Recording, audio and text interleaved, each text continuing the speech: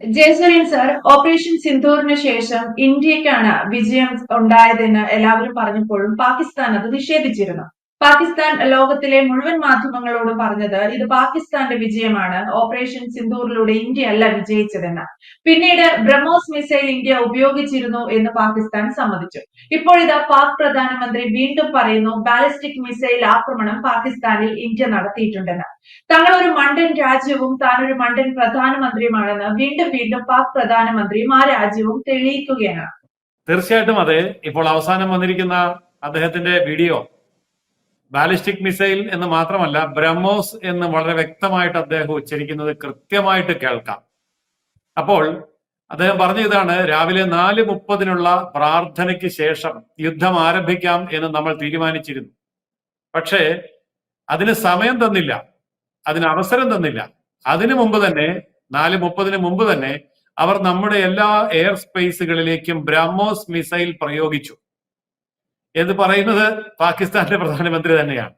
അപ്പോൾ പാകിസ്ഥാൻ തുറന്നു സമ്മതിക്കുകയാണ് ലോകത്തിന് മുമ്പാകെ, രാവിലെ 4:30 പ്രാർത്ഥനയ്ക്ക് ഒരുങ്ങുന്നതിന് മുൻപ് തന്നെ പാകിസ്ഥാന്റെ കറാച്ചി മുതൽ ചൈന വരെയുള്ള എല്ലാ എയർബേസുകളും ഇന്ത്യൻ വ്യോമസേന തകർത്തിരുന്നു, അതുകൊണ്ട് നമുക്കൊന്നും ചെയ്യാൻ കഴിഞ്ഞില്ല എന്ന് അദ്ദേഹം പരാജയം സമ്മതിച്ചുകൊണ്ട് സംസാരിക്കുന്ന വീഡിയോ ആണ് പുറത്തു വന്നിരിക്കുന്നത്.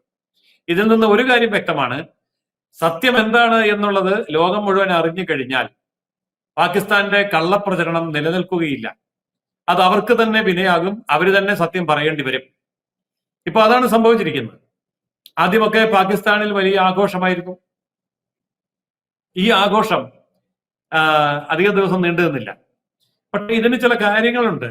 അതായത് ഈ പാകിസ്ഥാൻ അടക്കമുള്ള രാജ്യങ്ങളുടെ ഇത്തരം നുണപ്രചരണങ്ങൾ പലയിടത്തും അത് ഫലിക്കുന്നുണ്ട്. ഇപ്പോ വടക്കേ അമേരിക്കയുടെയും തെക്കേ അമേരിക്കയുടെയും തൊട്ട് നടുക്ക് കിടക്കുന്ന കൊളംബിയ എന്ന് പറയുന്ന രാജ്യം, 5.25 കോടി ജനസംഖ്യയുള്ള കൊളംബിയ എന്ന് പറയുന്ന രാജ്യം, അവിടെ 100% ക്രിസ്ത്യാനികളാണ്, മുസ്ലിം ഇല്ല. അങ്ങനെയുള്ള ആ രാജ്യത്ത് അവര് പാകിസ്ഥാനിൽ കൊല്ലപ്പെട്ടവർക്ക് അനുശോചനം അറിയിക്കുന്ന ഒരു നടപടിയാണ് ചെയ്തത്. ഇന്ത്യയിൽ കൊല്ലപ്പെട്ടവരെ കൊളംബിയ കണ്ടില്ല. നമ്മൾ ഓർക്കണം, അത് 100% ക്രിസ്ത്യൻ രാജ്യമാണ്. 74% കത്തോലിക്കരും 11% പ്രൊട്ടസ്റ്റന്റുകാരും ബാക്കിയുള്ളവർ അവിടുത്തെ തദ്ദേശീയരും അടങ്ങുന്ന അവിടെ മുസ്ലിങ്ങൾ ഇല്ലാത്ത ഒരു രാജ്യം. എന്നിട്ട് പോലും ആ ക്രിസ്ത്യൻ രാജ്യം പാകിസ്ഥാനിൽ കൊല്ലപ്പെട്ടവർക്ക് ആദരാഞ്ജലികൾ അർപ്പിക്കുന്ന ഒരു കാഴ്ച നമ്മൾ കണ്ടു. എന്ന് പറഞ്ഞാൽ അതിന്റെ അർത്ഥം എന്താണ്? ഈ പാകിസ്ഥാന്റെ കള്ളപ്രചരണങ്ങളിൽ വീണുപോകുന്ന ചില ദുർബല രാജ്യങ്ങളുണ്ട്. അവിടെ നമ്മുടെ ശശി തരൂരാണ് ഈ സന്ദർശനം നടത്തുകയും സത്യം എന്താണ് എന്ന് അവരെ ബോധ്യപ്പെടുത്താൻ ശ്രമിക്കുകയും ചെയ്തത്. അപ്പോൾ ഈ കള്ളപ്രചരണം, നമ്മൾ പണ്ടൊരു ചൊല്ലുണ്ട്, സത്യം ചെരിപ്പിടാൻ തുടങ്ങുന്നതിന് മുമ്പ് കള്ളം 3 തവണ ലോകം ചുറ്റി തിരിച്ചു വന്നിരിക്കും എന്ന്. അതാണ്. അതുകൊണ്ട് ഇന്ത്യയിൽ നിന്ന് 7 സംഘങ്ങൾ ലോകരാജ്യങ്ങളിലേക്ക് പുറപ്പെട്ടത് വളരെ സമയോചിതമായി. എന്തായാലും ഇപ്പോൾ പുറത്തു വരുന്ന വാർത്തകൾ കൂടി നമ്മുടെ ഈ സംഘങ്ങൾക്ക് ഓരോ രാജ്യങ്ങളിലും സമർപ്പിക്കാൻ സാധിക്കും. അതിന്റെ കാരണം എന്താണ് എന്നുള്ളതും വസ്തുനിഷ്ഠമായിട്ട് തെളിവുകളുടെ കൂടെ ഈ പറഞ്ഞ പാകിസ്ഥാൻ പ്രധാനമന്ത്രിയുടെ വീഡിയോയിൽ കൂടി കാണിക്കാൻ പറ്റും. എന്തായാലും ഒരു കാര്യം വളരെ ഉറപ്പാണ്: പാകിസ്ഥാന്റെ നുണപ്രചരണങ്ങൾ അവിടുത്തെ തീവ്രവാദികളെയും ജനങ്ങളെയും പട്ടാളക്കാരെയും സമാശ്വസിപ്പിക്കാൻ പര്യാപ്തമല്ല. സത്യം പുറത്തു വരിക തന്നെ ചെയ്യും എന്ന്.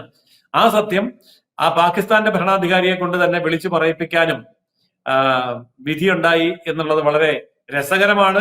ഒപ്പം തന്നെ നമുക്ക് ആത്മവിശ്വാസം പകരുന്ന കാര്യമാണ്. അപ്രതിരോധ്യമായ ഒരു സേന എന്ന നിലയിലേക്കും വന്നു. ഇതോട് ചേർത്ത് പറയേണ്ട ഒരു കാര്യം ഇന്ന് സംഭവിച്ചിട്ടുണ്ട്. നമ്മുടെ പ്രതിരോധ മന്ത്രി രാജ്നാഥ് സിംഗ്, അദ്ദേഹം ഇപ്പോൾ നടത്തിയ ഒരു പ്രസ്താവന, ഏതാനും നിമിഷങ്ങൾക്ക് മുമ്പ് നടത്തിയ പ്രസ്താവനയിൽ അദ്ദേഹം പറഞ്ഞു, ഇന്ത്യൻ നേവിയെ പാകിസ്ഥാൻ മനസ്സിലാക്കിയിട്ടില്ല. ഇന്ത്യൻ നേവിയുടെ കരുത്ത് മനസ്സിലാക്കിയില്ല എങ്കിൽ സംഭവിക്കാൻ പോകുന്നത് പാകിസ്ഥാൻ 4 കഷണങ്ങളായി പിളരുമായിരുന്നു. അതായത് വെടിനിർത്തൽ എന്നുള്ള നിർദ്ദേശം മുന്നോട്ട് വെച്ച് പാകിസ്ഥാൻ കീഴടങ്ങിയിരുന്നില്ല എങ്കിൽ തൊട്ടടുത്ത ദിവസം പാകിസ്ഥാൻ 4 ഭാഗമായി പിളരുമായിരുന്നു. 71-ൽ പാകിസ്ഥാൻ 2ആയി പിളർന്നുവെങ്കിൽ ഇനി ഒരു യുദ്ധത്തിൽ പാകിസ്ഥാൻ 4ആയിട്ട് പിളരും. അതായിരുന്നു ഇന്ത്യയുടെ പ്ലാൻ എന്ന് വ്യക്തമാക്കിയിരിക്കുന്നത് ഇന്ത്യയുടെ പ്രതിരോധ മന്ത്രി രാജ്നാഥ് സിംഗ് ആണ്. അപ്പോൾ പാകിസ്ഥാന്റെ പ്രധാനമന്ത്രിയുടെ പ്രസ്താവനയും ഇന്ത്യൻ പ്രതിരോധ മന്ത്രി രാജ്നാഥ് സിംഗിന്റെ പ്രസ്താവനയും ഒരേ സമയമാണ് വന്നിരിക്കുന്നത്. ഇത് രണ്ടും കൂട്ടി വായിക്കുമ്പോൾ ഒരു കാര്യം ലോകത്തിന് വ്യക്തമാകും. ഇന്ത്യ എടുത്ത നിലപാടുകൾ അതിശക്തമാണ് എന്നും ഇന്ത്യയുടെ നിലപാടുകൾക്ക് കീഴടങ്ങുകയല്ലാതെ പാകിസ്ഥാന് ഗതിയില്ല എന്നും ഇന്ത്യയുടെ അടുത്ത അജണ്ട എന്ന് പറയുന്നത് ഇനി ഒരു ആക്രമണം ഉണ്ടായാൽ പാകിസ്ഥാൻ ബാക്കിയുണ്ടാവില്ല, പാകിസ്ഥാന്റെ സ്ഥാനത്ത് 4 രാജ്യങ്ങൾ ഉണ്ടാകും എന്നുമാണ്. അതിൽ നമ്മൾ നയതന്ത്രപരമായി പലരും ആശങ്ക പ്രകടിപ്പിക്കുന്ന ഒരു കാര്യവും കൂടി നമ്മൾ ചർച്ച ചെയ്യേണ്ടതായിട്ടുണ്ട്. അതായത് നമ്മൾ എന്തുകൊണ്ടാണ് താലിബാനെ ഇപ്പോൾ പിന്തുണയ്ക്കുന്നത്? അഫ്ഗാനിസ്ഥാനിലെ താലിബാൻ എന്ന് പറയുന്നത് ഇസ്ലാമിക ഭീകര സംഘടനയാണ് എന്ന് ഇന്ത്യ പറയുമ്പോഴും എന്തിനാണ് അഫ്ഗാനിസ്ഥാനെ നമ്മൾ പിന്തുണയ്ക്കുന്നത് എന്നൊരു ചോദ്യം ചോദിക്കുന്നുണ്ട്. നമ്മൾ അഫ്ഗാനിസ്ഥാനെ പിന്തുണയ്ക്കൊന്നുമല്ല, അഫ്ഗാനിസ്ഥാന് ഉപയോഗിച്ചുകൊണ്ട് അവർക്കവിടെ ഒരു രാജ്യം, പാകിസ്ഥാനെ പിളർന്ന് ഒരു രാജ്യം ഉണ്ടാക്കാൻ താല്പര്യമുണ്ട്. അപ്പോ പഷ്തൂണിസ്ഥാൻ എന്ന ഒരു പേരിട്ട് വിളിക്കുന്ന ആ രാജ്യം അഫ്ഗാനിസ്ഥാന്റെയും പാകിസ്ഥാന്റെയും പ്രദേശങ്ങൾ ഒന്നിച്ചുകൂട്ടി പട്ടാണികൾ എന്ന് പറയുന്ന വംശത്തിന് വേണ്ടി ഉണ്ടാക്കി കൊടുക്കപ്പെടുന്ന രാജ്യമാണ്. അപ്പം ആ പസ്തൂണികൾ എന്ന് പറയുന്നത് ഈ പറയുന്ന താലിബാനികളാണ് അവിടെ ഭരണം നടത്തുന്നത്.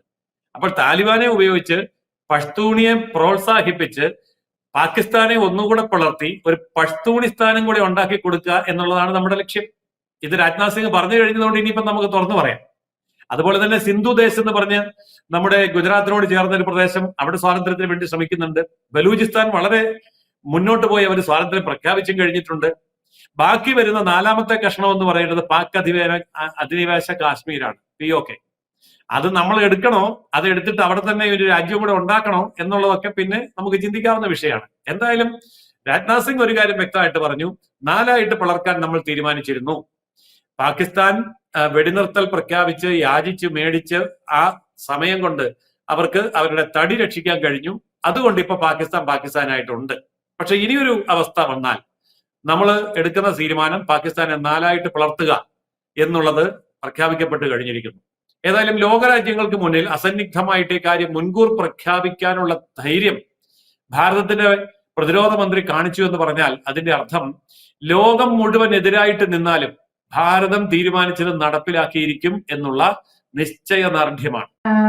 തീർച്ചയായും ജയസൂര്യൻ സാർ സൂചിപ്പിച്ചതുപോലെ പ്രതിരോധ മന്ത്രി ഇന്ന് തുറന്നു പറഞ്ഞിരിക്കുന്ന ചില കാര്യങ്ങൾ പാക് PMന്റെ ഒരു തിരിച്ചറിവോടുകൂടി അദ്ദേഹം സമ്മതിച്ചിരിക്കുന്ന ചില കാര്യങ്ങളൊക്കെ സൂചിപ്പിക്കുന്നത് ഇന്ത്യയുടെ ശക്തി എന്താണെന്ന് ഒരിക്കൽ കൂടി ലോക രാജ്യങ്ങൾക്ക് മുൻപിൽ നമ്മൾ തന്നെ, കേന്ദ്ര സർക്കാർ തന്നെ പ്രതിരോധ മന്ത്രി രാജ്നാഥ് സിംഗിലൂടെ അറിയിച്ചിരിക്കുന്നു എന്നുള്ളതാണ്. പാകിസ്ഥാന്റെ പല വാദങ്ങളും അവർ പറഞ്ഞതുപോലെ അല്ലെന്ന് അവരിലൂടെ തന്നെ സത്യം പുറത്തു വരുന്ന ഒരു കാഴ്ച വ്യക്തമാണ്. Thank you Jayasuryan sir. Thank you. കൂടുതൽ വാർത്തകളും വിശേഷങ്ങളും നിങ്ങളിലേക്ക് എത്താൻ ABC മലയാളം സബ്സ്ക്രൈബ് ചെയ്യുക, ബെൽ ബട്ടണും അമർത്തുക.